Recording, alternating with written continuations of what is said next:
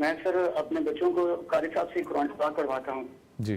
تو ان سے یہ سوال ہے کہ کیا وہ قاری صاحب میرے بچوں کے قرآن شریف پڑھانے سے اجرت لے سکتے ہیں؟ بلا شبہ لے سکتے ہیں. اچھا ٹھیک. کیوں نہیں لے سکتے؟ انگلش پڑھانے والے کو آپ اجرت دیتے ہیں تو آپ نے انگلش پڑھانے والے کے متعلق کبھی نہیں پوچھا. ہاں قرآن پڑھانے والے کے متعلق آپ کو یہ ذہن میں آ جاتا ہے، حالانکہ صحیح بخاری شریف کی حدیث ہے.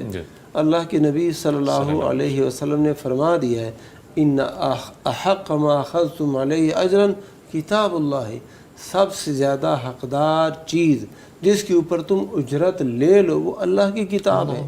اچھا جی. اگر یہ جو شوشہ ہے یا یہ جو وسوسہ ہے جو لوگوں کے ذہنوں میں آتا ہے کہ قرآن پڑھانے والے کو اجرت دینا جائز ہی نہیں ہے، تو اس کا نتیجہ کیا نکلے گا؟ قرآن پڑھانے والے وہ جو قراء ہے، وہ جو اہل علم ہے، وہ کیا کریں گے؟ وہ مزدوری کریں گے. اب مزدوری کریں گے تو قرآن جو پڑھنے والے بچے ہیں ان کو صحیح قراء ملیں گے نہیں. بالکل. اب وہ جو نانی دادی کا طریقہ ہے قرآن پڑھنے کا، اس طریقے کے مطابق ایسے پڑھتے جائیں گے تو یہ تو زیادتی ہے.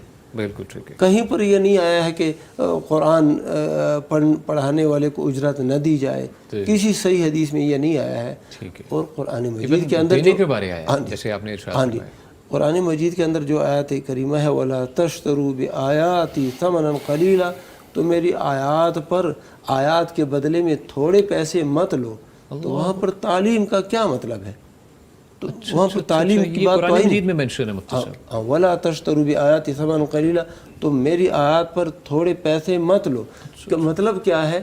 یعنی یہ یہود کے متعلق یہ آیت نازل ہوئی ہے اور پس منظر اس کا یہی ہے کہ وہ کیا کرتے تھے، کوئی قاضی ہے، جج ہے، کوئی دوسرا مولوی ہے، پیر ہے، وہ کیا کرتا تھا؟ مسئلہ غلط بتانے کے لیے وہ کیا کرتا تھا؟ پیسے لیتا تھا اور مسائل وہ بدل لیتے تھے. کوئی زیادہ مالدار قسم کا ہوتا تھا تو وہ پیسے دے کے اپنے لیے مسئلہ دوسرا نکلوا لیتا تھا. تو اس کے بدلے میں کہہ دیا کہ جو حق ہے وہ بیان کرو، ان آیات کے بدلے میں اور آیات کو بگاڑنے کے بدلے میں تم پیسے نہ لیا کرو.